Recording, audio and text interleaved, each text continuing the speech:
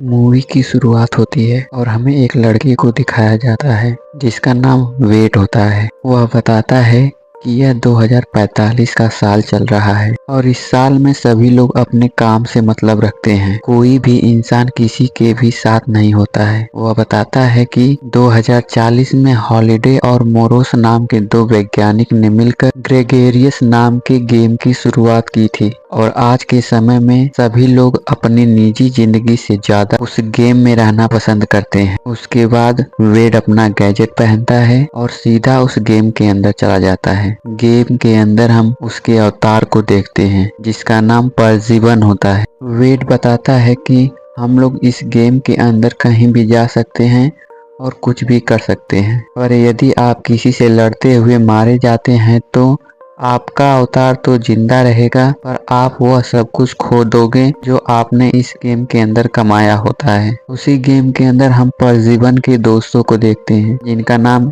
H, सो और टाइटो होता है। दरअसल इस गेम के मालिक हॉलिडे ने मरने से पहले यह ऐलान किया था कि मैंने इस गेम के अंदर एस्टर एग बनाया है, जो भी उस एग को ढूंढ लेगा वह इस गेम का मालिक हो जाएगा और इस गेम के सारे शेयर्स उसके नाम हो जाएंगे। हॉलिडे ने कहा था कि उस एग को ढूंढने के लिए मेरे अवतार ने 3 चाबियां बनाई है जिसके जरिए 3 गेट खुलेंगे और जो भी उस गेट के पहेली को सुलझाकर उस एस्टर एग को पा लेगा वही इस गेम का मालिक बनेगा। अभी तक किसी ने भी चाबी को ढूंढ नहीं पाया है पर सभी को पहली चाबी तक पहुंचने का रास्ता पता है, जो कि एक रेस थी और वह रेस इतनी कठिन थी कि आज तक कोई भी उसे पार नहीं कर पाया। वहीं पर हम कुछ सैनिकों को देखते हैं जिन्हें सभी लोग सिक्सर के नाम से बुला रहे होते हैं। दरअसल ये लोग एक कंपनी के लिए काम कर रहे होते हैं जो दुनिया की दूसरी सबसे बड़ी कंपनी होती है और वे लोग हॉलिडे के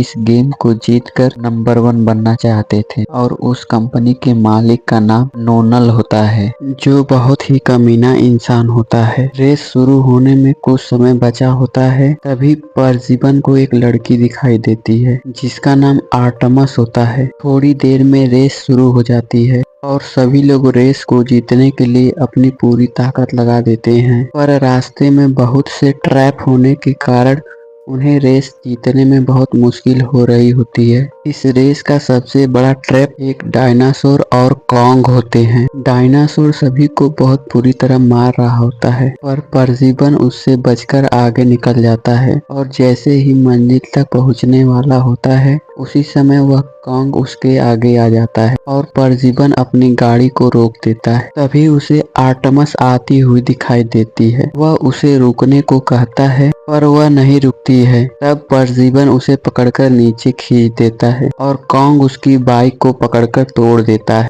उसके बाद परजीवन उसकी बाइक ठीक कराने के लिए अपने दोस्त एच के पास जाता है। थोड़ी देर बाद एच आर्टमस की बाइक को ठीक कर देता है। फिर आर्टमस अपनी बाइक लेकर गेम से बाहर निकल जाती है। थोड़ी देर बाद परजीवन भी गेम से बाहर चला जाता है। उसके बाद वह अपने घर आता है जहां हम उसके आंटी को देखते हैं। अगले दिन रेस को जीतने के लिए वह कुछ क्लू ढूंढने लाइब्रेरी में जाता है जहां उसकी मुलाकात क्यूरेटर से होती है। वह परजीवन को हॉलिडे के जनरल्स के पास लेके जाता है। परजीवन उनके जनरल की वीडियो को बहुत ध्यान से देखता है और उसे रेस जीतने का क्लू मिल जाता है और थोड़ी देर बाद जब रेस शुरू होती है तो इस बार आगे जाने के बजाय परजीवन तेजी के साथ पीछे की ओर जाता है और बिना किसी ट्रैप के आसानी से मंजिल तक पहुंच जाता है। थोड़ी देर बाद वहां पर हॉलिडे का अवतार आता है और वह उसे चाबी दे देता है। रेस जीतने की वजह से परजीवन को बहुत से पैसे मिलते हैं जिनसे वह बहुत से चीजों को खरीदता है। इधर परजीवन के जीतने की खबर नोनल तक पहुंच जाती है और वह तुरंत गेम के अंदर जाता है जहां वह अपने दोस्त आयरॉक से मिलता है। वह आयरॉक से परजीवन को खत्म करने को कहता है जिस जिसके लिए वह मान जाता है। जीत की खुशी में पर्सिबन और आर्टेमस पार्टी करने जाते हैं। वहीं पर आयरोक भी आया होता है। पर्सिबन आर्टेमस से असली दुनिया में मिलने को कहता है और उसे अपना असली नाम भी बता देता है, जिसे आयरोक भी सुन लेता है। अगले दिन आयरोक सारी बात नोनल को जाके बता देता है। फिर नोनल पर्सिबन को ढूंढने के लिए एक जेंडर नाम की लड़की को भेज देता है। इधर जब पर्सिबन गेम के अंदर पहुंचता है तो नोनल उसके सिस्टम को हैक करके उसे अपने पास बुला लेता है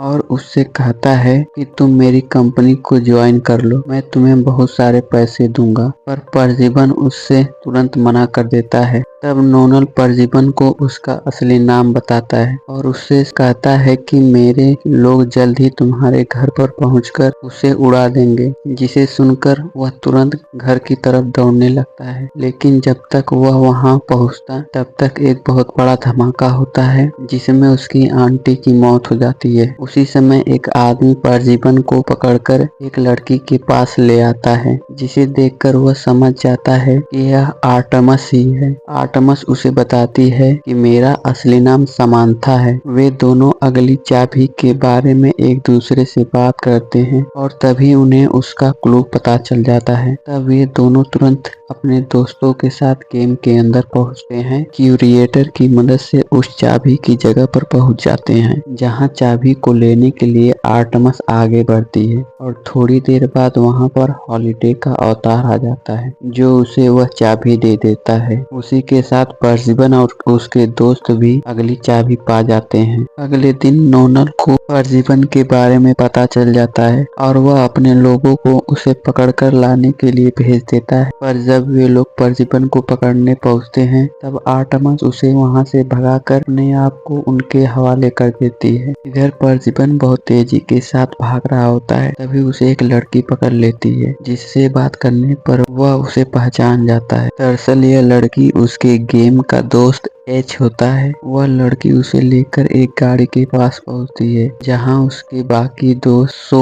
और टाइटो मिलते हैं। वे सभी लोग वहां से भाग जाते हैं। फिर वे लोग अपनी दोस्त आर्टेमस को बचाने के लिए प्लान बनाते हैं। इधर नोनल को आखिरी पहेली का हल मिल जाता है, जो कि एक गेम होता है, जिसे जीतने के लिए वह आयरोक और ऑर्ग की मदद से उस आखिरी पड़ाव के चारों तरफ एक शील्ड बना देता है। नोनल जब गेम से बाहर निकलता है तो पर्सिबन और सो उसके सामने गन लेकर खड़े होते हैं। पर्सिबन उससे आर्टेमस के बारे में पूछता है। डर के मारे नोनल उसे सब कुछ बता देता है। फिर पर्सिबन वहां से बाहर आता है। तब हमें पता चलता है कि उन्होंने नोनल के सिस्टम को हैक कर लिया है और उसके ऑफिस जैसा एक होलोग्राम तैयार किया है, जिससे नोनल को लगे कि वह गेम के बाहर है, पर वह अभी गेम के अंदर ही होता है। फिर वे लोग आर्टेमस को कांटेक्ट करके उसे वहां से बाहर निकाल देते हैं, पर आर्टेमस बाहर जाने से मना कर देती है। वह कहती है कि मैं उस कवच को तोड़ने की कोशिश करती हूँ ताकि हम सभी लोग आखिरी पड़ाव तक पहुँच सकें। उसी समय नोनल भी समझ जाता है कि यह सब छलावा है और वह गेम से बाहर आ जाता है और आर्टेमस को ढूंढने लगता है।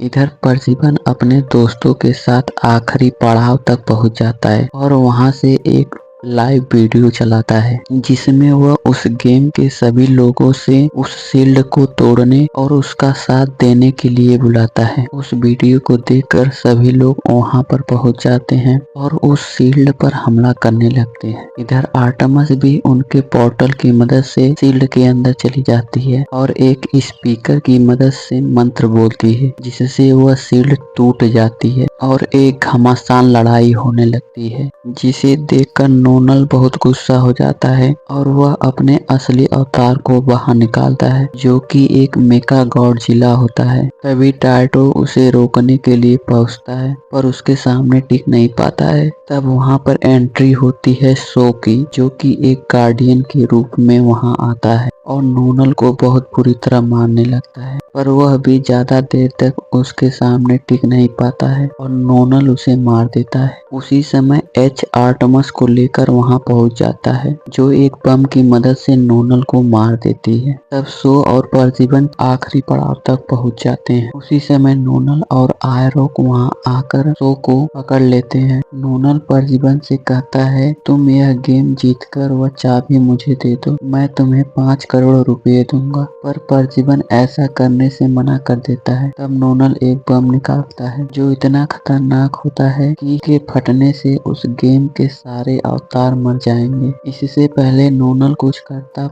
परजीवन उस पर अटैक कर देता है और उन दोनों में फाइट होने लगती है। उसी समय नोनल वह बम एक्टिवेट कर देता है, जिससे एक बहुत बड़ा धमाका होता है और सारे लोग खत्म हो जाते हैं। लेकिन थोड़ी देर बाद हम परजीवन को फिर से देखते हैं। तब हमें पता चलता है कि परजीवन को किसी ने एक एक्स्ट्रा लाइफ दी होती है। इधर एच को आर्टमस मिल जाती है और वह उसे अपने साथ लेकर चली जाती है। परजीवन बहुत आसानी से ही उस गेम को जीत जाता है। तब वहां पर हॉलिडे का अवतार आता है, जो उसे आखिरी चाबी दे देता है। परजीवन तीनों चाबियों को एक दरवाजे में लगाता है, जिसके खुलते ही हम उस एग को देखते हैं। उसके चारों तरफ सिर्फ सोने की चीजें होती हैं। उसके बाद वह अवतार हॉलिडे के असली रूप में आ जाता है और उस एग को परजीवन के हाथों में दे देता है। थोड़ी देर बाद वहां पर मोरो नाम का एक आदमी और कुछ वकील आते हैं, जो उस गेम के पेपर को लाए होते हैं। परजीवन उस गेम को अपने दोस्तों के साथ मिलकर